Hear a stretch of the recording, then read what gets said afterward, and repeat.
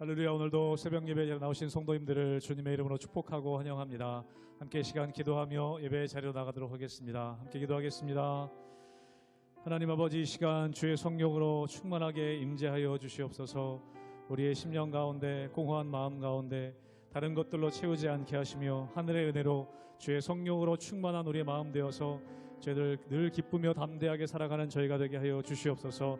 감사드리며 예수님 이름으로 기도하옵나이다. 아멘.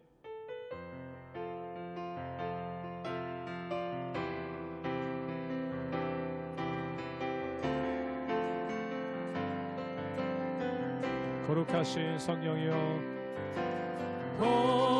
거룩하신 성령이여, 우리에게 임하소서. 성령의 불로 오셔서 세상 헛된 마음 태우소서. 손 들고 주를 바랄 때 성령이여, 성령이여, 성령이여 임하소서. 거룩하신 성령이여, 거룩하신 성령이여, 우리에게 임하소서.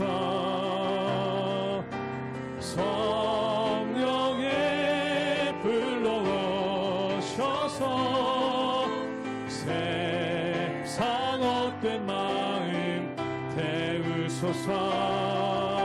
손 들고 주를 바랄 때 성령이여, 성령이여,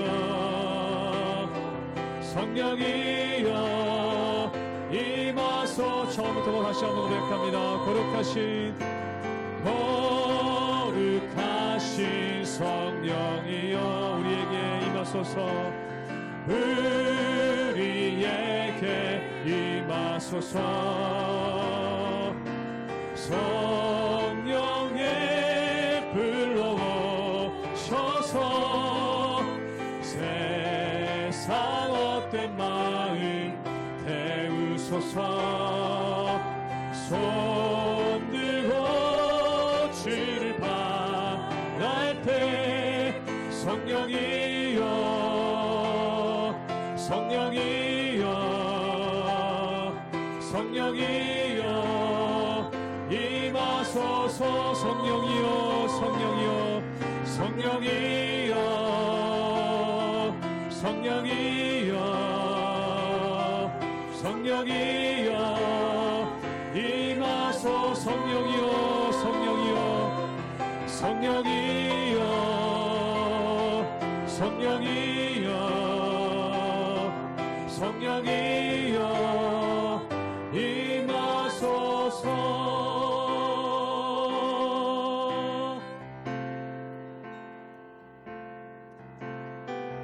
오소서 진리의 성령님,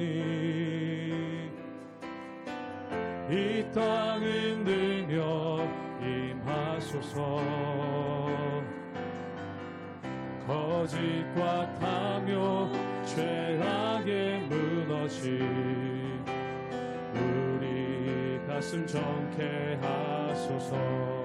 오소서 은혜의 성령님, 오소서 은혜의 성령님, 하늘 가르고 임하소서. 거룩한 불꽃 하늘로서 임하사 타오르게 하소서. 주 영광 위에 부흥의 불길 타오르게 하소서. 진리의 말씀 이 땅 새롭게 하소서. 은혜의 강물 흐르게 하소서. 성령의 바람 이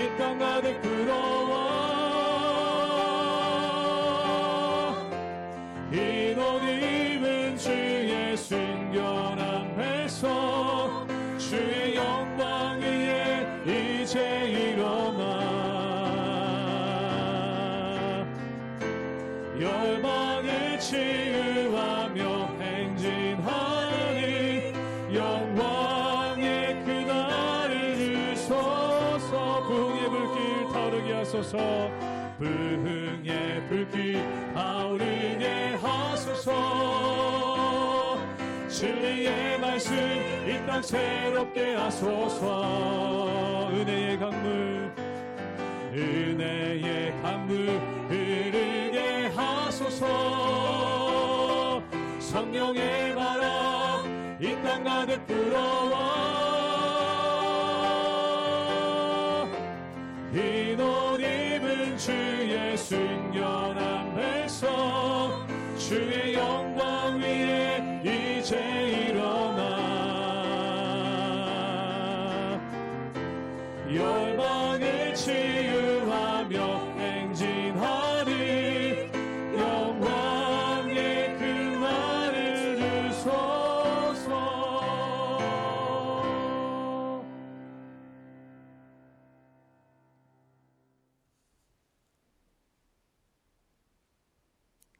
할렐루야. 오늘도 주님을 사랑하는 마음으로 이른 아침부터 주님 앞에 나와 예배하는 사랑하는 성도님들을 환영하고 축복합니다.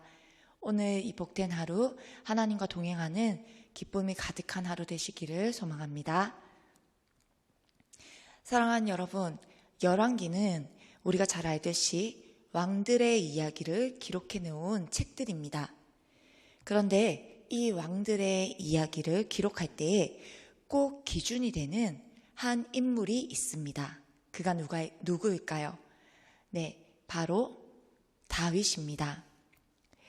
다윗 왕과 같이 하나님을 사랑하여 하나님의 말씀에 순종하고 선을 행한 왕들에게는 다윗의 길로 행하며 또는 그 조상 다윗과 같이 라는 수식어가 붙습니다.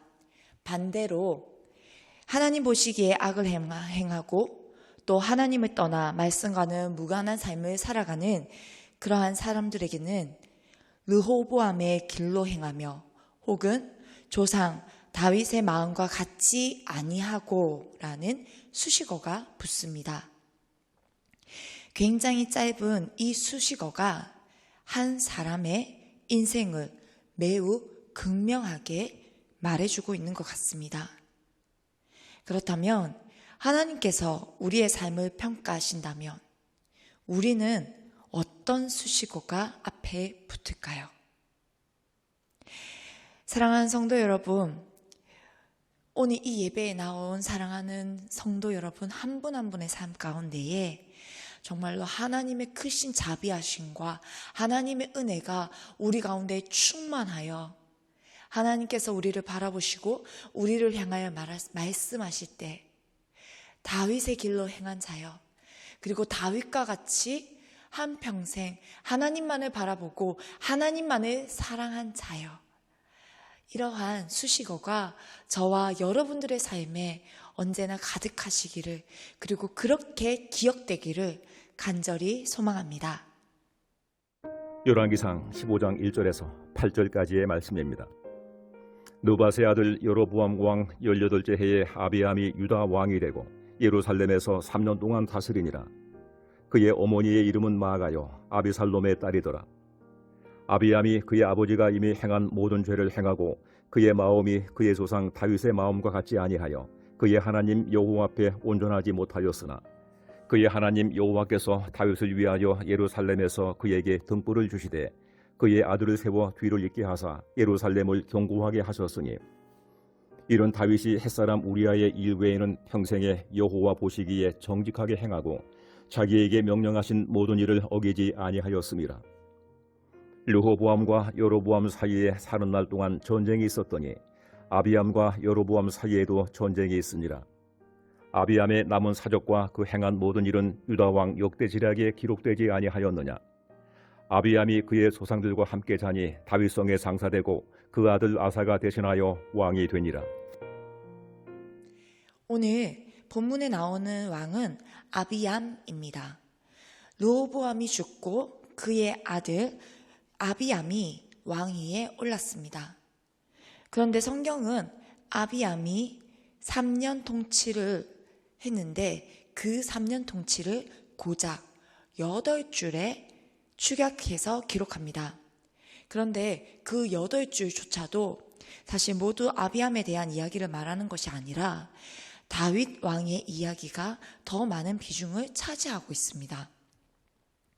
아비암의 재위 기간은 그리 길지 않지만 아비암이 어떤 왕이었는지에 대해서는 오늘 본문 속에서 이 한 구절이 굉장히 잘 요약해주고 있습니다. 오늘 본문 열왕기상 15장 3절 말씀을 제가 읽도록 하겠습니다. 아비암이 그의 아버지가 이미 행한 모든 죄를 행하고 그의 마음이 그의 조상 다윗의 마음과 같지 아니하여 그의 하나님 여호와 앞에 온전하지 못하였으나. 아멘. 그렇습니다.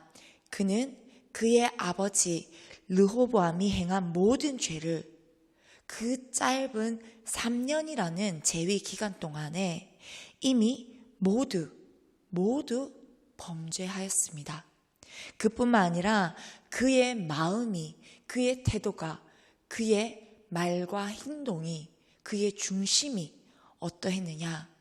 그 조상 다윗과 같지 아니하였더라 라고 하나님께서 기록하셨고, 또한 그에 대하여 여호와 앞에서 온전하지 못하였더라 이렇게 기록하고 있습니다. 짧은 글에서 정말 할 수 있는 이 한 사람에 대해서, 한 인생에 대해서 악평할 수 있는 모든 글을 다 기록해 놓은 듯한 느낌입니다.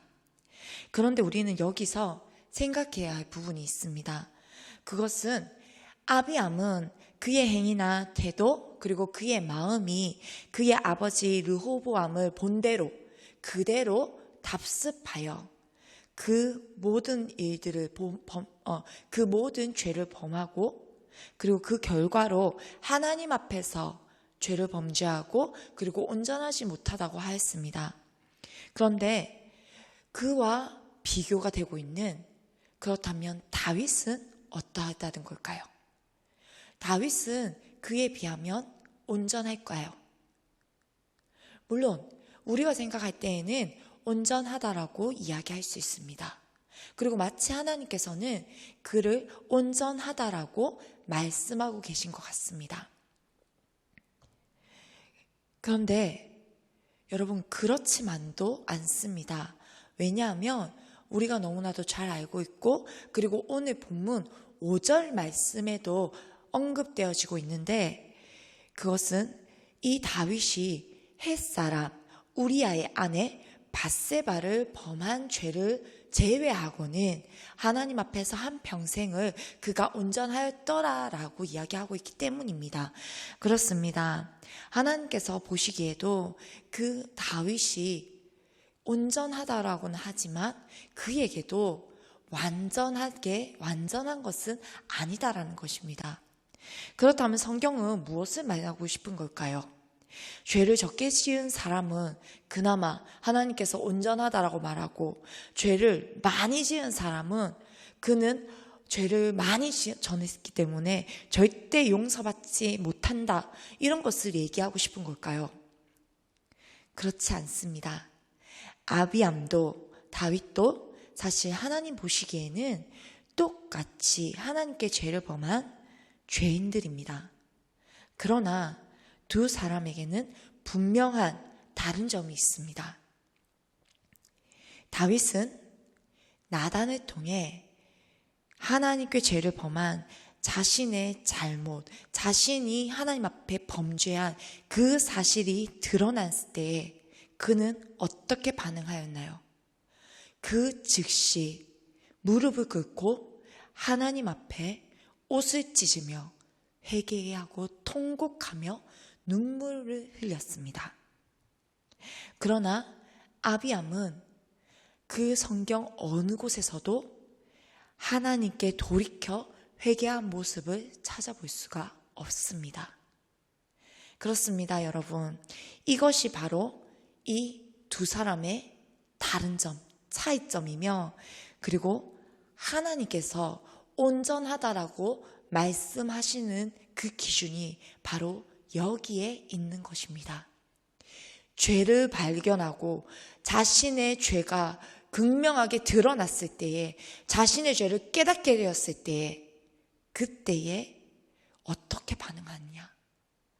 하나님 앞에 철저히 자복하고 회개하며 하나님께로 돌이키는 것, 그것이 하나님께서 바라보시는 온전함입니다. 사랑하는 성도 여러분, 이 세상에 완전한 사람은 아무도 없습니다. 이 세상에 모든 사람이 죄를 범하였음에 하나님의 영광에 이르지 못한다고 기록하였듯이, 세상에는 완전한 사람도 없고 완전한 사람도 없으며 하나님의 영광에 이를 사람이 없습니다. 그렇다고 우리가 온전한 존재도 아닙니다. 주어진 삶을 살아가다 보면 실수하고 넘어지고, 또한 우리의 죄악된 모습들에, 연약한 모습들에 반복해서 걸려 넘어지고 주저앉는 모습들을 많이 겪습니다. 때로는 죄로 인해 넘어지고 좌절하고 낙심하고 또 지쳐 쓰러질 때도 있습니다. 그러나 바로 그때 나의 연약함과 나의 죄를 마주했을 때, 그때 자복하고 마음을 돌이켜 주님께로 돌아가 하나님만을 의지하고 하나님의 자비하심을 바랄 때, 그때 하나님께서는 우리를 온전하게 회복시켜 주시는 때입니다.